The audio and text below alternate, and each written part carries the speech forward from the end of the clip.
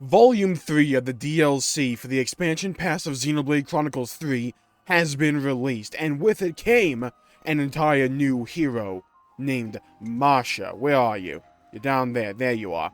Named Masha, a healer focused on healing with critical hits. Interesting. Shades of Fiora from Xenoblade Chronicles 2. However, that was not the only piece of new content that we have in the game.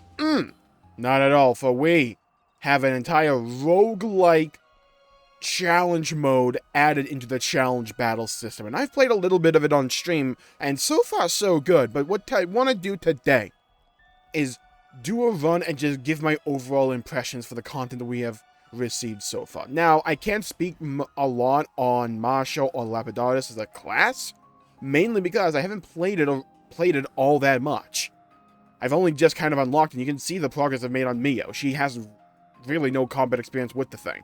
However, the concept behind the class is intriguing to me. Let's go over here. So, the arts we got here, we have 5, as normal. Blessed Edge, it's a one-target ether attack on time recharge, heals nearby allies when art hits to our max for 100% of healing power. Rigid Slicer is an AoE that also applies a slow recharge, also an ether attack. We have Prismatic Ring, which is a field of effect that heals based on when you do arts in it. It only heals like 100 or so it's not much, but it is a little something, I guess. Golden Heart as well, gives you fast recharge as a buff, as an AoE around the user as well. And we have Vivid Carve, which is an ether attack, pretty strong, and it's 50% chance to remove all buffs from the target upon landing a hit, which is okay. And what I call the ultimate is Pride of Place, which applies Blaze and Regeneration in a large area of effect. We also have some skills, and the skills to me are pretty interesting, because this is the piece de resistance of the class. Star Treatment. On critical hit, heal nearby allies to a max of 70% of healing power. This is the main gimmick behind the class, applying many AoEs around you to support your party, while healing based on you doing crits. We have Beaming Edge as well, which boosts all allies' critical rate by 12% and critical hit damage by 30 percentage points. You knew I had to be rocking Incursor on Noah because of that. We also have Fascinator, boosts damage dealt when in range of a field effect by 50%, which synergizes because this class has a lot of field effects, naturally. And we also have Ring a la Mode, which besides sounding hilarious, increases the maximum number of fields that can be set from 3 to 4, so if you want to apply an extra one with a Master Rod or something, you can.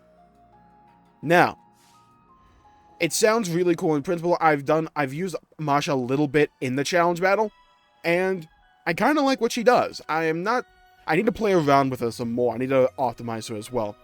So, the piece de resistance of Volume 3, though, is Archsage's Gauntlet.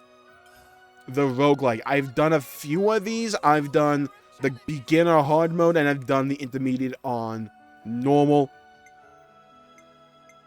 And I've acquired the Land Senna's and Union Tion's throwback outfits.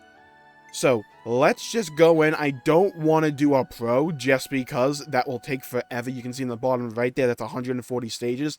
That's a lot, by the way.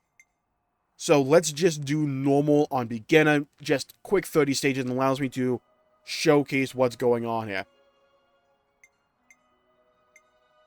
However, there is something I do kind of need to point out, and that is events of whimsy and just events as ordinarily. So, these are just random events that can happen while you play the game. Actually, let's do some of it intermediate run, just so I can possibly get those whimsy and events to showcase. So, let's go play as Tion, so I can showcase the Jin outfit, which is the one I was most anticipating, because Jin's one of my favorite characters in Xenoblade. So, we pick one of the main heroes, and we just go in with that character and with that build. And the character that we're going to get surrounding that character will be the heroes that you have acquired in the game up to this point in time. We start off in stage 1 with only Tion, no buffs, at level 50 because it's intermediate. So these things are level 45, they die rather quickly. They're not too much trouble. These first few waves could be considered very boring and a bit of a grind to get through, to get to the really interesting stuff, but it is kind of the nature of roguelikes at the end of the day. Now, At the beginning of each run, they'll give you a few things for free, just so you can stockpile your rewards for later on, so you can kind of get into the whole snowballing effect that this game can really do for you far quicker than ever. So, we have 3 heroes randomly selected that we can choose. We have 2 healers I happen to get 2 healers here, Isid and Evaldi. I can also get Xeon. I'm going to go with Xeon because I have good luck with having Xeon in my party. I call him Potato Boy on stream, mainly because he likes potatoes, but he also does work in these dungeons for me. So now, he has joined the party. He will be here for the rest of the entire run. All the buffs you see that we'll get, and all the characters that we'll get, will reset upon the completion of a run, or upon me losing a run. So it is very much in the vein of a roguelike in that respect. Now, I am not going for necessarily optimization here. I'm going to pick Masha just because I want to show off the character. Ordinarily, I would probably pick Ashira just because she's really strong in chain attacks. Also, bear in mind, we get 2 heroes for free. You can see in the bottom right there, it gives you a little breakdown of how much each hero will cost you. So the first 2 are free. The next one will be 2,500. So we're going to bear that in mind. I'll talk about the Knopwatch mechanic when we get to it. So now we have 3 characters. I am DPS and Tyon, I have a healer with Masha, and I have a tank with Xeon. So decently balanced, all things considered. There we go. Again, these early rounds are very easy as you're just essentially being given various characters and power-ups so you can start that snowballing effect later on. Now, these, if you're familiar with roguelikes, a lot of times you'll get these choices of passive abilities that you can choose to have. And these abilities for right here will be permanent for the rest of the run. So, Agnian Zeal, when a team includes 4+ Agnians, boosts those members' attack and party launch charge build. Effect increases per Agnian. Instead of having Interlink, by the way, you get a free ability that just launches all enemies around you. That's what they mean by launch charge. So, if we have 4+ Agnians, those members will get 20% extra attack per member. I think that's how that works, so it's 20% total. And charge up per member. But I don't have too many Agnians. I think only Tyon in my party counts as an Agnian character. We have other Zeal. So if we have, like, say, 3 city characters, I guess Nopon may also count as well. It would do the same thing, but for them. Again, I don't. Combo to chain partially fills the chain attack gauge on executing smash or burst. Additionally, boosts dexterity slightly. I like dexterity in here, because as you get to the later stages, you'll be fighting things exclusively 5, 10 levels above you. So having dexterity so you can hit more often, I tend to like that. So I'm going to go for combo to chain. Now, if you don't like any of these options, you could have hit the Y button to shuffle. You get 3 tickets, you get an extra ticket back whenever you beat a boss. So, you don't want to save them for the entire run, use them when you can, and when you think you get something better. Now, we're in a water zone here, we're going to go over here, beat the hell out of this jabroni. You do have to do that, so applying focus attacks and fusion attacks pretty much on every stage. It's a bit annoying, it might be in the options menu, so I'm not going to complain about it all that much. Stage clear. Now, every time we defeat an enemy, there we go. Every time we defeat an enemy, we get those boxes you see in the top right. If you're familiar with Xenoblade 2's challenge battle system, it's a kind of a returning mechanic there, where enemies die, and instead of having to go around and collect the boxes, they're just naturally poured into your inventory. And we use those boxes as currency during the challenge battles here. So I'm going to go with Ashira as well here. Now, some may say go for Voldy because he's a healer. However, Ashira in the chain attacks is really useful for the smash build that I'm going for here. So I'm going to go for Ashira. Not necessarily for what she can do outside of chain attacks, but for those big, meaty, tanky boss fights we'll get to eventually. I think it's every 10 stages-ish, we'll get to a boss. Ashira can be very useful in those situations just to give you a lot of damage multipliers. Now, I'm not going to pick Healing Power Up right now, mainly because I want to save my boxes for the next hero. I tend to prioritize gaining additional heroes. That's just my playstyle.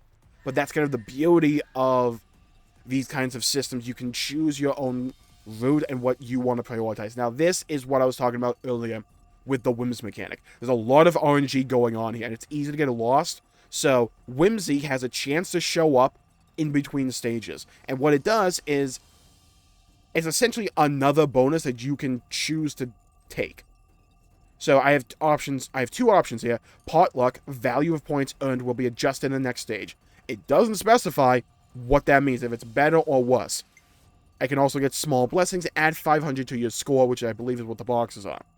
So I can do a little bit of a gamble, or I can just gain additional score. 500 is not all that much. I'm going to go for potluck. Let's just try. Let's just see if we can get anything good here. Now we're going into stage 5. I'm going to take a sip of water. A little bit of BM for the opponents here. Go, boom. And again, these early stages, if you're relatively geared and built, they aren't going to be posing too much of a threat to you. So we'll probably go to, like, say, maybe stage 10, and that'll give you a rough idea of what we're going for here. So this is a Nopwatch. In the top right, essentially you are on a bit of a timer, and you can refill that timer with these Nopwatch refills. You're not always guaranteed to get these in the shop, so you kind of have to judge, hey, do I think I have enough time to do enough stages to get the chance of a Nopwatch refill to pop up again? Also, when you use a Nopwatch refill here, if I buy it for 400, it'll probably cost 800 the next time. You can see in the description there, it says price increases with each acquisition. So it will get more expensive the more you buy of these things. However, if you let the Nopwatch in the top right, which is just gauge you see below the tickets and above the score, that right there, if that depletes, you'll start getting negative effects piled on top of you. And those can really harm you. Can they slow down your recharge, chain attack recharge, and stuff like that. You just don't want it. Also slows the amount of time it takes to respawn or resurrect a character. Now, some of these talents have a kiss curse mechanic, where they'll give you something really good, but they'll harm you in some other way, so it's a bit of a balancing act. This one's auto attack up. Boosts auto attack damage greatly, so if you're running an auto attack focused build, that can be very beneficial to you, but it slows the recharge, which is the curse. Kavesi Seal, again, it's for the Kavesi characters. I have 2 Kavesi at this point, but I'm going to still hold my stuff. Hopefully can get a number 4 hero. So exit without buying anything. Let's go into stage 10 here. And then eventually when you get all the party members you want, if you choose to do that, you can just spend the remaining score that you pile up in a crew.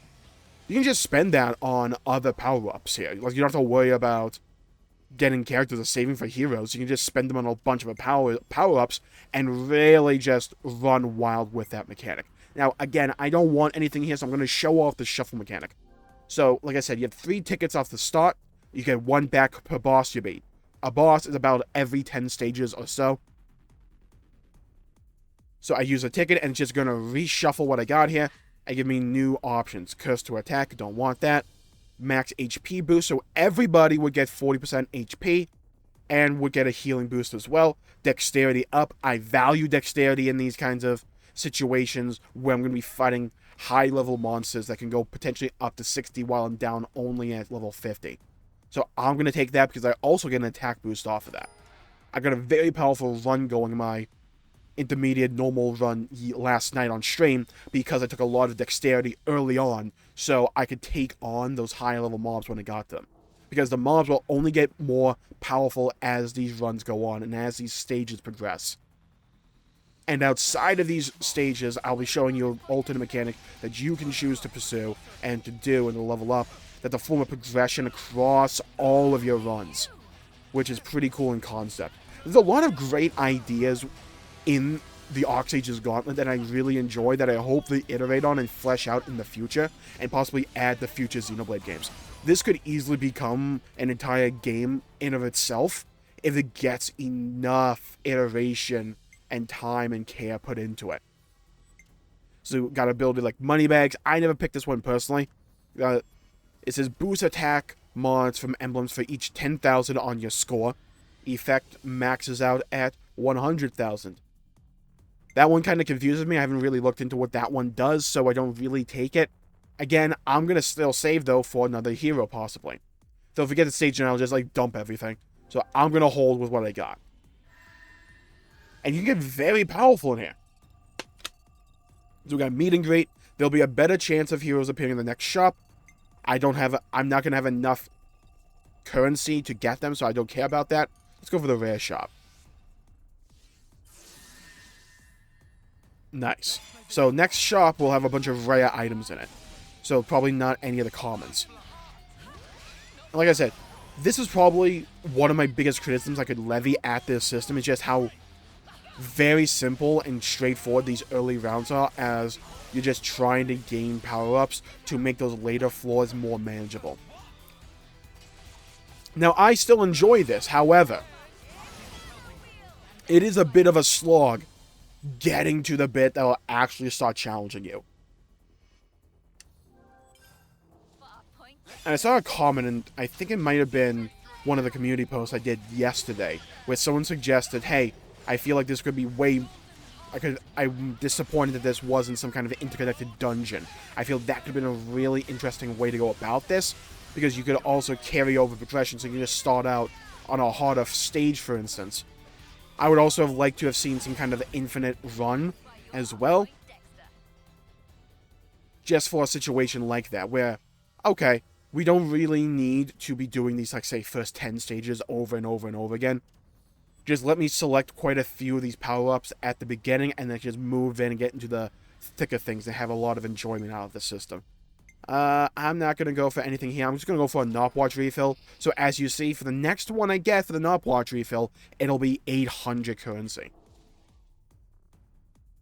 Now, I believe this should be the tank, the boss. Yeah, so we have the Menace Aspar. Just, this one won't be that difficult. It's only a level 50 here. And I'm pretty geared. So I'm not too concerned about this thing, especially on normal mode. You can see the launch charge in the bottom left there where my interlink gauge is normally. What that does is very simple. It's just an AoE around the character that will launch enemies up in the air while applying the launch gauge to them. So, with an ability like Mighty Beat, by the way, which is AoE Smash, you can do a ton of AoE damage with that. Also, the launch charge has an extra mechanic all of its own, which gives you this period of time where you can really drive home generating a bunch of score. Boom, and it's done. And you see the boss has been vanquished, and I get an extra shuffle ticket. So yeah, that would go on to 50 stages. I would eventually have to be managing my score with how much score I'm getting per round and trying desperately to get heroes, and it gets way more hectic and chaotic as you get near to that 7-party setup, or 7-character setup for the party, because you're desperately trying to get characters that will make your build work and you don't fall into like one role too much than the other.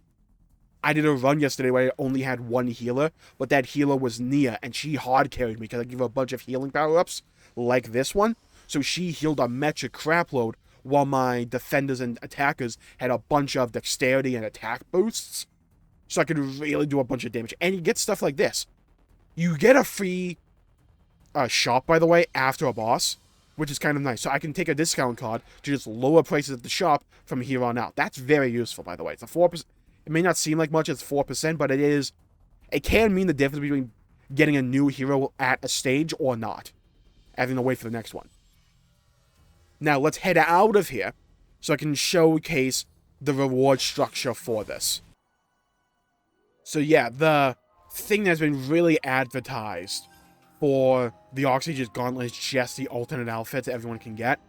So this is Unis. I have Uni, Tyon, Lance, and Senna's. So that's Unis. That's Jin's with Tyon. We have Lance using the old Rhine look, which is funny. And we have Bridget with Senna, which works with her hair. So let's go over here. You can use these blue Nopon coins that you get for doing the Archsage's Gauntlet at the end of each run if you complete it. Or even if you don't complete, you'll get some Nopon blue coins that you can use here to, as he says, for experience towards acquiring classes. You can do that. I don't particularly need to do that. Let's move over here, and this is the real vendor here. So we get a bunch of different accessories you can choose to do here. Some of them are very similar to the one you get for the other Nopon coin from the other mode. Also, you can get Nopon coin silver and gold here if you want. Enigmata, which is used to craft accessories for the new character. Noponic gold, which is used to enhance those accessories. And the big one, the origin shards. Yeah, you can just buy these, by the way. That's so useful. I got my Senna Ogre weapon because I was able to buy these. It's so useful. And they're not that expensive either. Like 1,800 for one of these things, like that's kind of doable. Especially if you only need the occasional 1 or 2. Because you have the others. Now, Lucky 7 license. You can't use the Lucky 7 ultimates on Noah on hard mode. You would have to buy this license. You can do it on normal and easy, but if you want to use them on hard, you have to save 60,000 of them up to be able to use Lucky 7 in the hard mode. You have alternate colors here. So you have this like white version. You have a red version for Mio. You have Uni over here with that color. Tyon gets like this kind of whitish gray, which looks cool to me. Get a white outfit for Lands, and Senna's outfit looks like that as well. And these are the permanent buffs that you can acquire. I believe these are permanent. That will be utilized irrespective of what run you're in. So if I just want to permanently increase my attack, I can probably do that right here. So let's say I want that. This will appear in the Gauntlet shop at base level 1. Okay, so let me reiterate that. So from now on, when it's in the shop, it'll just be at base level 1. So you can get these higher level versions far earlier on without having to go through them individually, going from like rank 1 to rank 5. It just makes it easier to start out getting more power early on. There's a whole selection of them here, you can see. There's a lot of them. So yeah, that is Volume 3 of the DLC. I want to play around with Masha a bit more, so I'll probably do a separate video about her, because her story seems kind of interesting because it's dealing with the annihilation effects. That intrigues me. So, overall, I don't know how much staying power this Archsage's Gauntlet really has. If you want to gear up your other characters, I feel that this could be very useful, especially in terms of acquiring gems just as an alternate source to acquire those Nopon gold coins. That could be very nice. I like the fact there's variety here. It's one of the things about the Nopon coins that I really like as a concept, as an idea. The content itself doesn't have all that many different difficulties to it, right? You have easy mode, normal, and hard, and it goes up to pro. I haven't done pro yet. I imagine this is going to be a pain, and going to be absolutely brutal, especially at 140s. This feels more like an endurance thing. However, if you want to just exit out of your Switch for a bit and turn it off, it will autosave it for you. So the next time you turn your Switch back on, you'll have an autosave ready to go to resume your run in the Archsage's Gauntlet. So that's nice to have at least. And bear in mind, you don't need to get all 140 stages to get these outfits. For Noah's Throwback A, you only need rank A or better. That's stage 50. So you get to stage 50 and you beat it, you will then have the Noah outfit. And rank B is 30 stages, and that's Mio's outfit. So you don't need to do 140. But if you want to, it is there. And it has a bit of a score you can pursue if you want. I feel this is a really good base. This is a really cool concept that I want to see them expand on and iterate on in future titles and in possibly future updates and stuff like that. There's so much potential for this roguelike element in Xenoblade, because the style of the combat is suited to having an almost infinite mode that gives you different characters and different power-ups. That is very synergistic with the style of gameplay that Xenoblade offers. So, I'm a big fan of the Archsage's Gauntlet. I don't know how much staying power this current iteration has, because I can't imagine I would do too many pro gauntlets. I'd probably get the outfits, maybe get a couple of Nopon coins if I want, and then call it a GG, but that again is my decision. You don't feel obligated to do it, which is nice. But again, in the future, for future updates, I would love to see them really iterate on and flesh it out and add just more ideas into that system. So I'm going to call the video there for the day. Thank you all for tuning in. My pleasure making the video. If you enjoyed it, please leave a like and subscribe if you leave the channel and support future content, and I greatly appreciate it. Hit that bell icon to be notified when I upload in the future. And leave a comment down below with your thoughts, your opinions on Volume 3 of the DLC for Xenoblade Chronicles 3. Thank you all for tuning in. Stay safe, everybody. Have a great day, and I'll see you all next time. Bye-bye, everybody.